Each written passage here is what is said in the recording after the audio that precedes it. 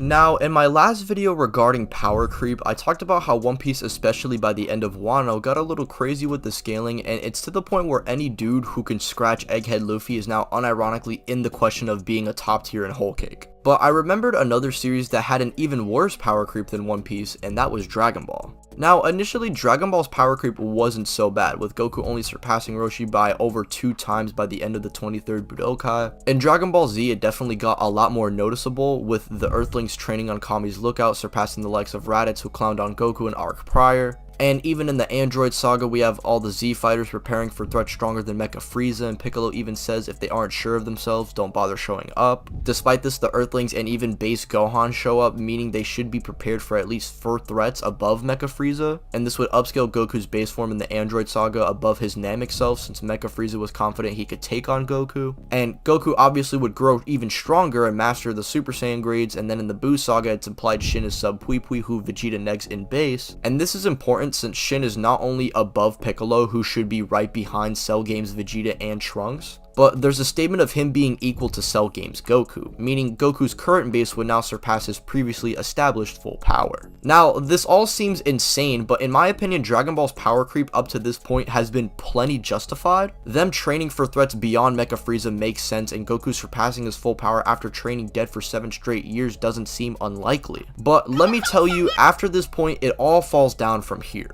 And it's all because of this Beerus. He not only sets an entirely new tier of power for these characters to reach, but it was to the craziest level yet. Goku gets slammed so hard, he thinks a hypothetical Vegeta at full power wouldn't be enough to take him out, and obviously, as we all know, he would then attain the Super Saiyan God form transformation, and he's able to satisfy Beerus somewhat. After this, we see Goku absorb this power and do just as well as he did with God, but now in Super Saiyan, widening the gap between him and anything in Z prior even more. And as we know, he'd go on to train on Beerus' planet alongside Vegeta, and they'd both discover a God form, but it's stacked with Super Saiyan now. ROF is where the creeping really gets nasty, since Tagoma may or may not be stronger than Ultimate Gohan, one of the strongest characters in Z, but SSJ Gohan, who apparently is washed, just beats him up, and all of them are just sub first form Frieza, who with Rocky training for about 4 months went from a villain who got mega power cliff to now power cliffing all of Z in the main cast. And a little side note for the Gohan thing, there's just different translations and different interpretations to the statement. I think the more likely one is that Gohan probably isn't at his prime, but the fact that this could be argued is kind of nasty, and Gohan should at least be above like his teen self. I don't think that's like crazy to say, but I think me just saying that is gonna have people flabbergasted like, oh, how can ROF Gohan beat him? Teen Gohan's him! Like literally every Dragon Ball fan who doesn't watch Dragon Ball, but you know. When Goku shows up to fight, it's said that his base form is pretty much just as strong, if not stronger, than his God form, which would make the gap even bigger. And to put this into perspective, God Goku is above a hypothetical peak Vegeta, who already is just the strongest dude in Z outright. And with this base Goku being stronger than that God Goku, this means anyone who even presses base Goku in any somewhat serious manner now would just simply solo Z. The community for years now have been against this idea that Z characters get power clipped by any mid-tier character in Super, not believing the likes of Team Universe 6, Zamasu, Trunks before Super Saiyan Rage, and the majority of the weaker Z fighters would slam Super Vegeta. I mean, it doesn't sound unrealistic, like with no context and just looking at it from a surface level, like it sounds bizarre, but if you genuinely watch the series and pay attention to the context clues, it kind of makes sense, bro. Like, God Goku is just above everything in Z, base Goku becomes that God Goku, can now use a God form stacked with Super Saiyan.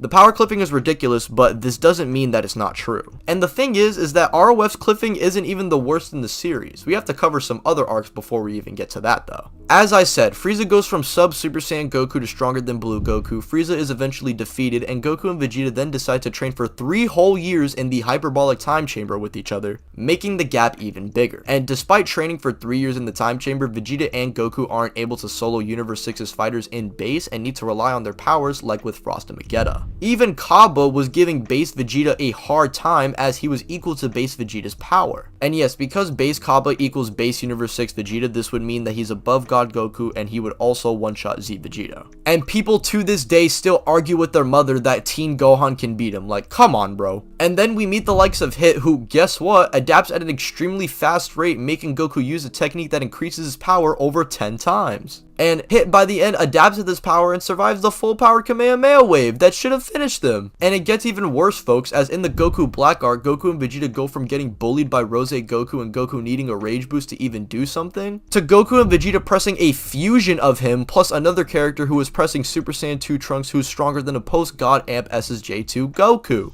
And we know Goku definitely did get stronger, as him and Hit have a rematch and he only needs Blue this time to be a stronger Hit instead of using Blue Kaioken. And if you think the power cliffing is nasty here, well, get ready for the tournament of power cliffing, ladies and gentlemen. Here it comes.